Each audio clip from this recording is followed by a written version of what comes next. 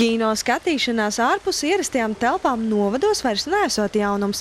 Jau otro gadu realizēto Ogres vasaras brīvdabas kino praksi šogad pārņēmuši arī lielvārdieši. 31. jūlija domes sēdē atbalstīta deputāta Jāņa Āboliņa ideja finansējuma piešķiršanai bezmaksas brīvdabas kino seansiem Lielvārdes novadā. Dažādu paudžu domas par brīvdabas filmu vakariem dalās. Ja jaunie plāno, ko gribētu redzēt, tad gados vecākie novadnieki norāda, lielvārdieši esot inerti uz pasākumu apmeklēšanu. Bet vai jūs apmeklētu, ja būtu? Es šaubos.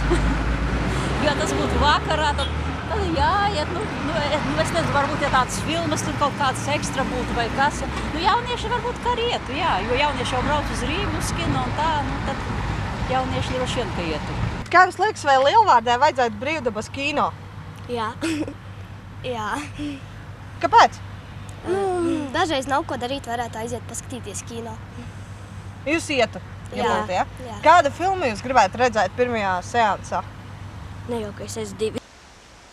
Šoreiz programmā multfilmas gan nebūšot. Idejas autors deputāts Jānis Āboliņš norāda, pilotu projekta ietvaros 31. augustā uz Saliņas pie kultūras nama tikšot demonstrēts latviešu kinodarbs Sapņu komanda.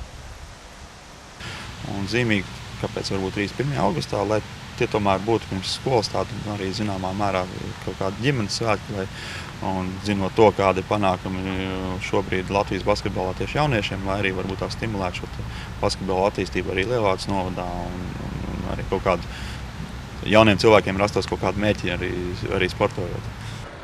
Bet pirms tam 17. augustā Jumpravas brīvdabas estrādē rādīs jauno latviešu dokumentālo filmu Kapitālisms Šķērsielā.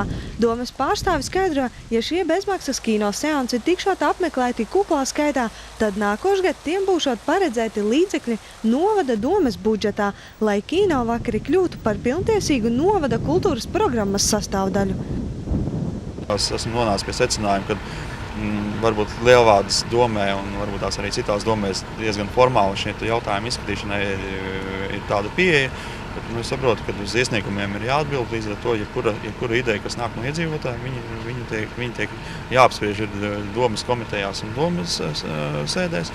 Līdz ar to aicinu arī citus iedzīvotājus šādām pozitīvām idejām, kas ir droši vērsties un kurā gadījumā šis katrs jautājums tiks izskatīts. Laura Liepiņa, Artis Supe, Ogres televīzija.